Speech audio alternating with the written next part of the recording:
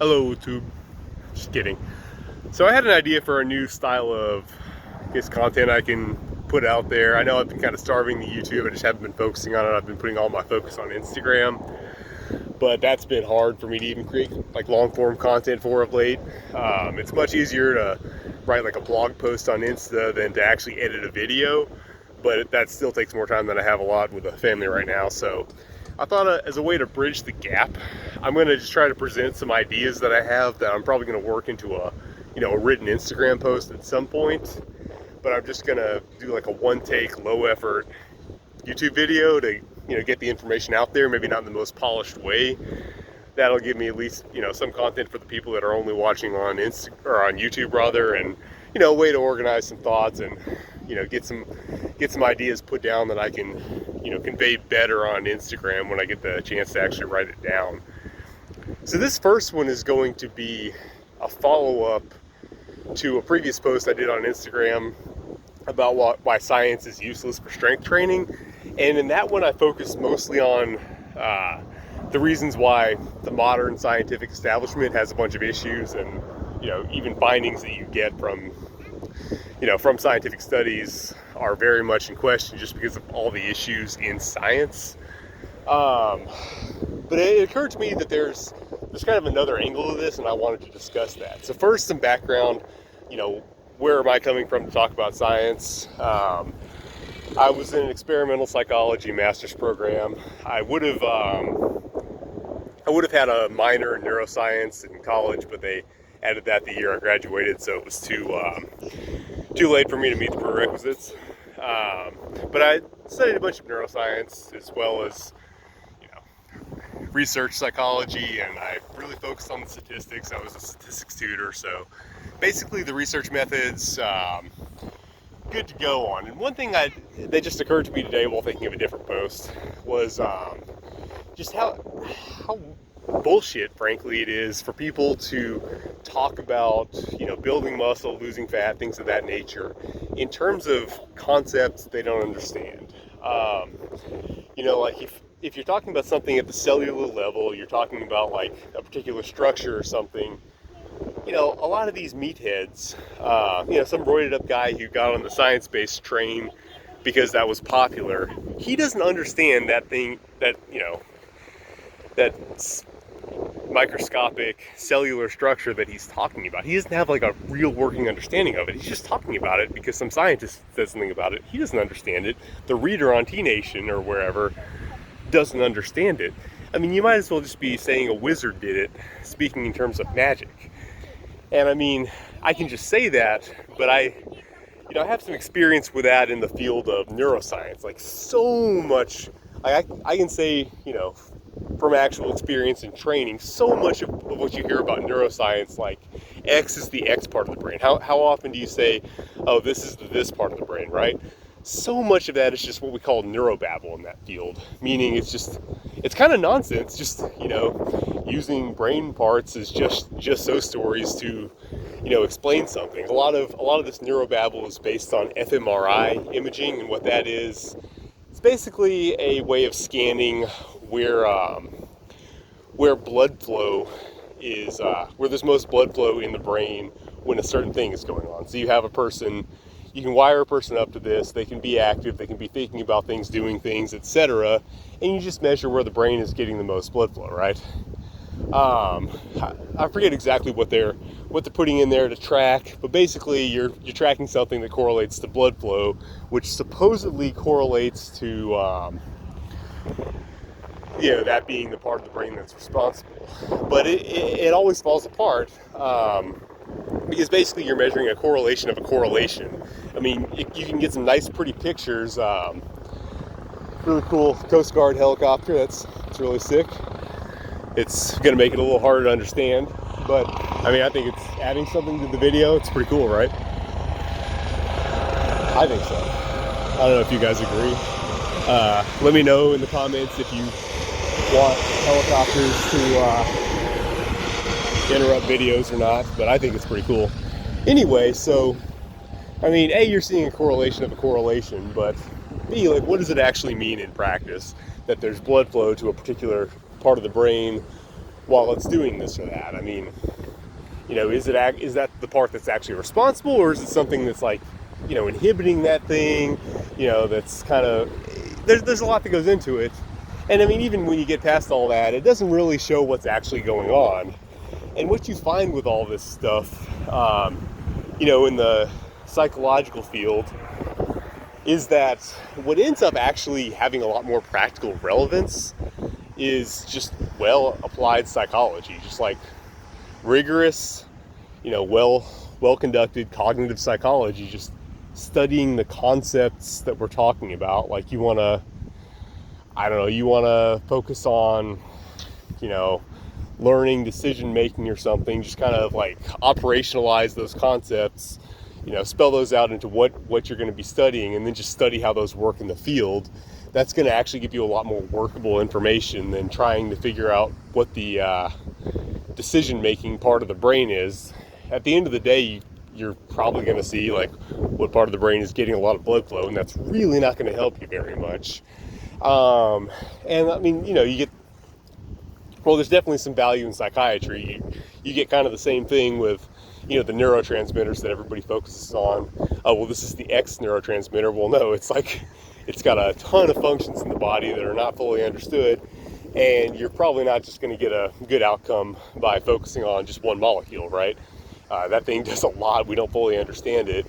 It's just too complicated at this point in time for us to be able to get a whole lot of practical information out of it. Certainly you can, psychiatric drugs can fix some issues. I'm not saying they can't. But in terms of like certainly solving people's bigger, more complicated problems, it makes a lot more sense to address those kind of at the level where we can observe them, like just observing a person's behavior, listening to them tell us what their thoughts are, and kind of studying that, in a proper scientific way. You get a lot more workable information than just trying to figure out what neurotransmitter or brain part may be involved in that process in some way.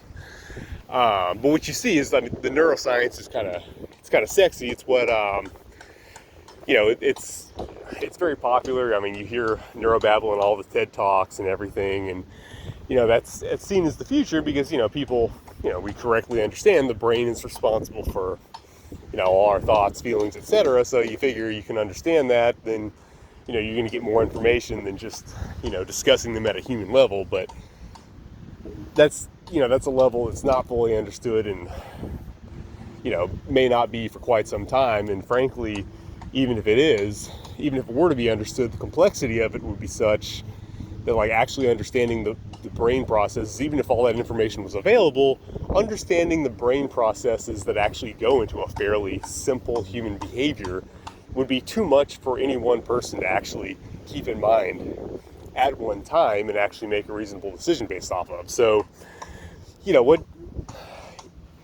that's all an analogy to fitness, but or that's irrelevant to fitness rather. But basically the point of that is, regardless of how cool an image, of magnetic resonance may seem, like you can show a cool, pretty picture of the brain where this part is all painted this color and this part's all painted this color. But I don't know if you guys remember the Dare, in Dare they would show you like holes in someone's brain created by cocaine or whatever.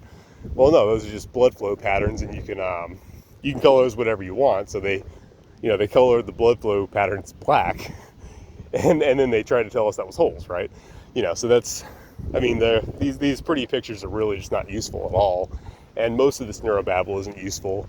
It's not useful even to scientists that or it's not super useful to scientists that actually have some understanding of what these brain parts are and what these neurotransmitters are and whatnot. And it's certainly not useful to, somebody who's never heard of the third interstitial nucleus of the anterior hypothalamus, or, whatever the hell brain part. You've never heard of that. You've never heard that before. You don't know anything about it, but I could just tell you, oh, well, that's the part that's responsible for this. And, if I had a nice little microphone on my lapel and seemed presentable enough. Yeah, I guess I reached the maximum record time, so I'm going to have to splice these two together. Yeah, I was just saying, like, if I told you the third interstitial nucleus of the anterior hypothalamus is the X part of the brain, and so that's like key to understanding this, or for that behavior in humans, and I look presentable enough, and I sounded like I knew what I was talking about, some of you might actually believe me, but that's not really providing that much useful information. And I'm not saying it's all useless. That particular brain part, if you look it up, something fairly interesting and useful was actually learned by studying that. I'm not going to tell you what it is because it's controversial, but it's actually worth looking up, possibly if you're interested. But where was I going with that? I don't know. Anyway, I'm not saying neuroscience is useless. I think we should continue to study the brain. Obviously, obviously we should continue studying the brain. I mean, at our practical level, you're a human being trying to figure out human problems and trying to live your life, trying to figure out what can solve your problems, what can do this, what can do that. Yeah, it's not going to be useful for you at that level right now with your practical problems. That's what I'm saying, right? And what might be of more use to you is just, good, well-conducted, rigorous cognitive psychology that's actually discussing concepts at the level that you can understand and apply them, I mean, to the extent that any of this stuff is going to be helpful, it's going to be something like cognitive behavioral therapy, which is, not trying to get too deep into things that are, at too high of a level to understand, but just trying to say, okay, what are your thought patterns? How does that relate to your behavior? How can we potentially modify these to get better outcomes, right? Okay, so finally back to fitness. I mean, the thing is, the body isn't that much less complex than the brain, okay? I think I made this point in my Instagram post on science. In reality, figuring out actually how exercise and nutrition and stuff are really the real details of how that stuff is building muscle and creating new strength and abilities, that's not really any less complicated than medical research. I mean, it's the same thing. It's your body, doing complicated things at the microscopic level, in a very complicated system. And so obviously that's an extremely complicated thing for us to figure out. And so obviously, that's extremely complicated research in medicine, but we kind of have to do that to make stuff work, right? I mean, if you're trying to do a heart transplant or some crazy shit like that, you kind of have to understand things at that level, right? But then when you're talking about exercise and stuff like that, we don't have the kind of funding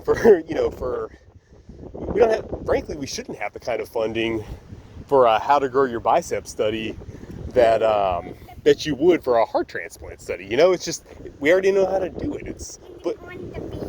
Okay.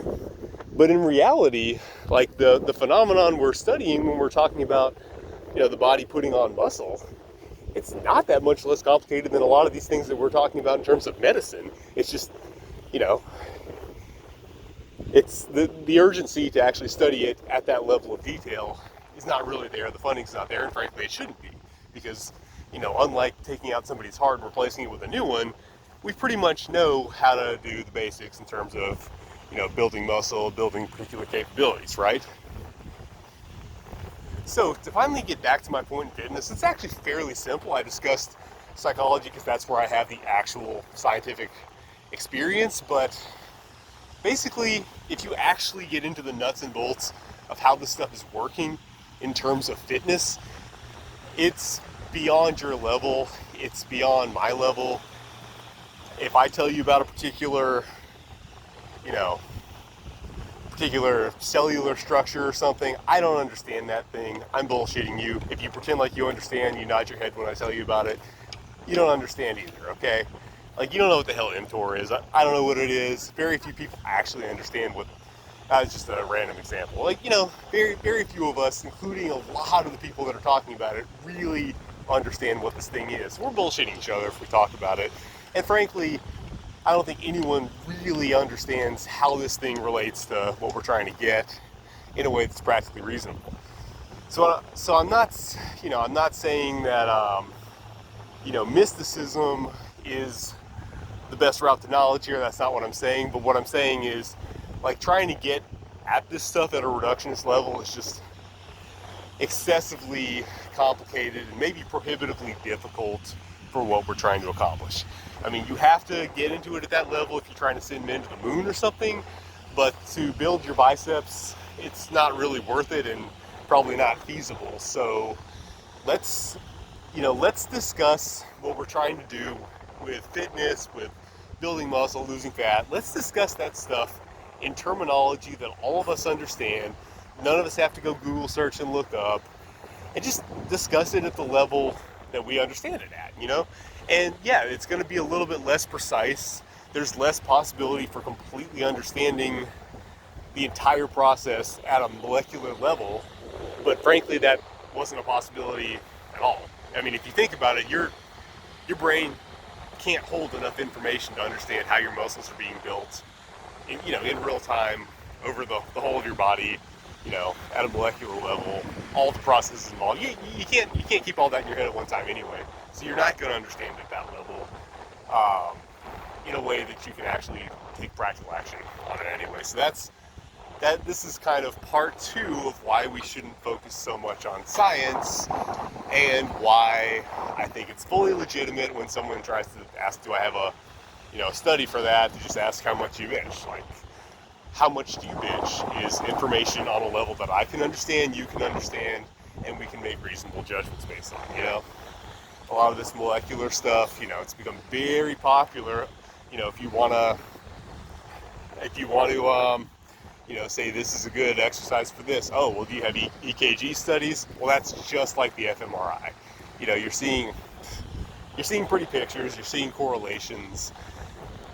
That doesn't actually mean that it's doing what you think it's doing on a practical level. That's kind of where I'm going with that. And yeah, I really honestly don't think, for most of us, most of us don't even understand the scientific studies in the first place. I at least understand the statistics and research methods that are going into them, and quite frankly, a lot of them are very shoddy. I haven't looked up too many recently, but I know I did a deep dive into some back in the day when I was actually doing that stuff, and a lot of them were very shoddy methodologically, but most of you out there don't even, understand them at that level. So it's not practical information for you to work with. Just discuss things in terms you understand. Focus on what you do understand, and we have pretty good conceptual frameworks at our level where we can figure all that stuff out. Let me know if you guys like this format. I'll try this out. This is kind of a low effort way for me to actually get some content out and hopefully kind of refine some ideas where I can put out some good quality Instagram posts as well when I get the time. Thanks for watching.